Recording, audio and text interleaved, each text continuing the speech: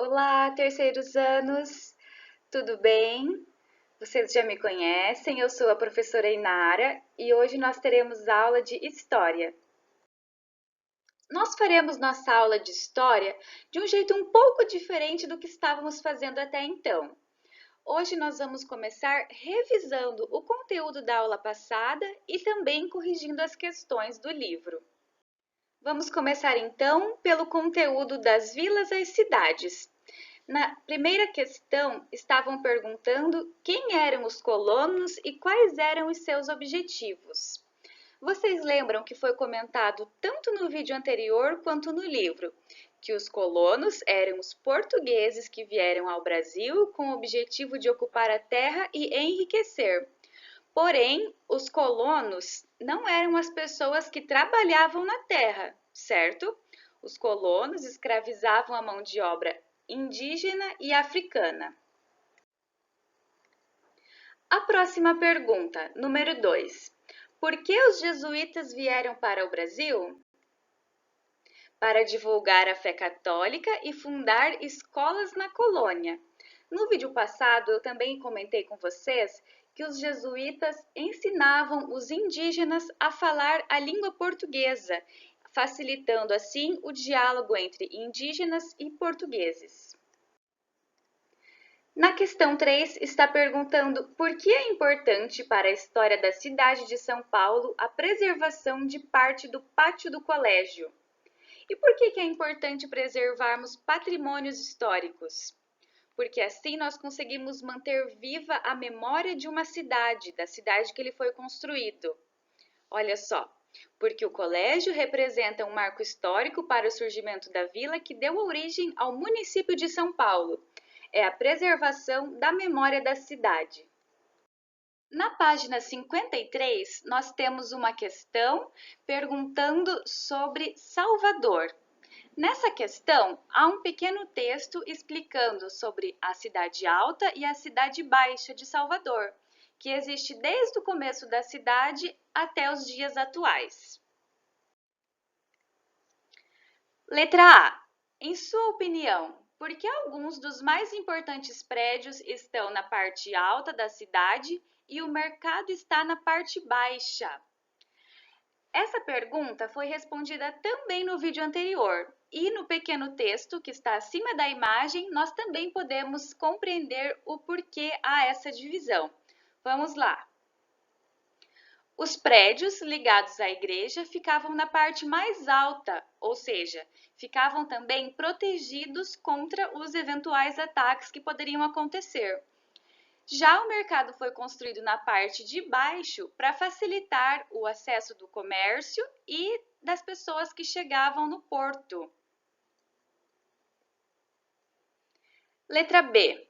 Quais são as diferenças e as semelhanças entre as duas imagens? Eu coloquei as imagens aqui em cima para vocês porque são as mesmas que estão no livro. Então, aqui nós podemos observar juntos. Quais são as semelhanças e as diferenças entre as duas imagens? A primeira que nós podemos ver é que a imagem da esquerda se trata do ano de 1624 e a imagem da direita é uma fotografia de 2017. Então, muita coisa com certeza mudou nesse tempo todo, não é certo? Olhem só, as embarcações se transformaram, a cidade atualmente está muito mais modernizada, com prédios, com construções diferentes, porém a cidade ainda continua dividida entre cidade alta e cidade baixa.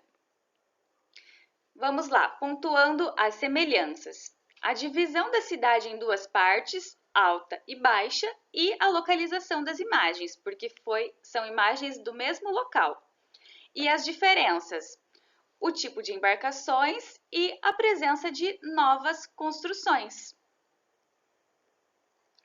Pergunta C. Salvador continua dividida em duas partes como no início de sua construção? Justifique.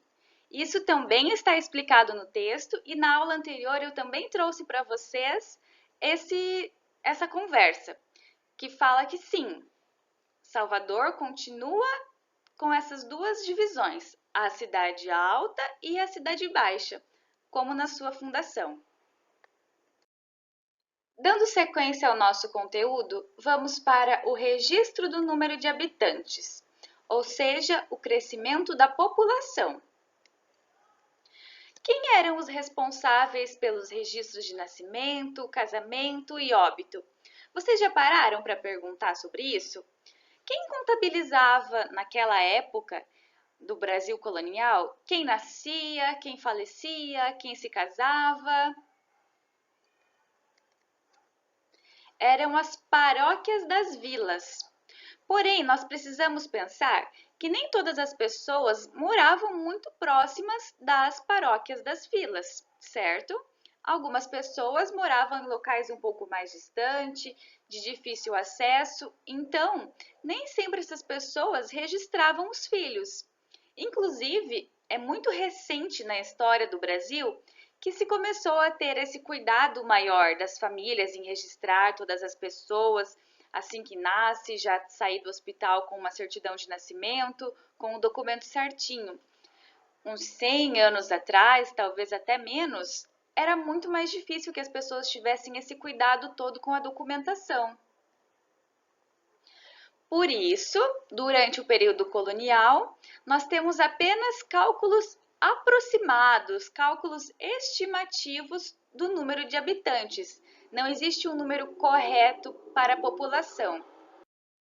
Em 1871, foi criada a Diretoria-Geral da Estatística e no ano seguinte, 1872, foi realizado o Censo Demográfico para conhecer as características da população brasileira. Vamos lembrar que censo demográfico é a contagem geral da população. E o que esse censo contabilizou?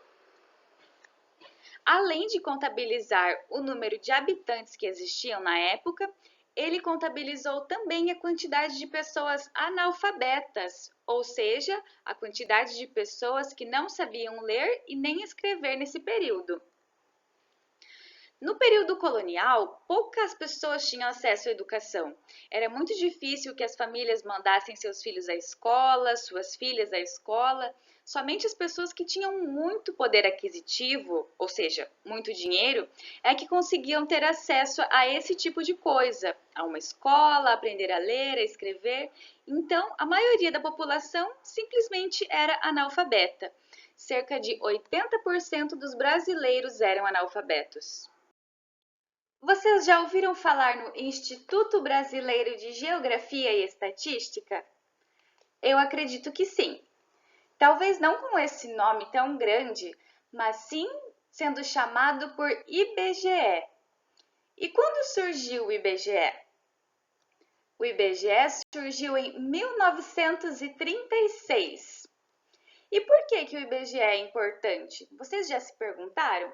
Porque muitas vezes nós escutamos o IBGE quando estamos assistindo aos noticiários e eles reportam que o IBGE fez alguma pesquisa com um determinado grupo de pessoas e trouxe algum dado relevante sobre aquilo que está sendo noticiado, não é mesmo? O IBGE é importante porque ele coleta informações e repassa essas informações para o governo. A partir disso, as políticas públicas são planejadas. E quais os temas das pesquisas realizadas pelo IBGE? Educação, trabalho, economia, sobre a população de um modo geral, sobre saúde. Então, ele faz pesquisas, por exemplo, quantas pessoas daquela cidade ou daquele bairro têm acesso à água potável. A partir desses dados, eles repassam para o governo federal ou municipal, ou seja, para o presidente da República ou para o prefeito mesmo, e o prefeito ou alguma autoridade pode tomar medidas cabíveis para aquilo. É o mesmo caso do analfabetismo, perdão, que nós falamos anteriormente.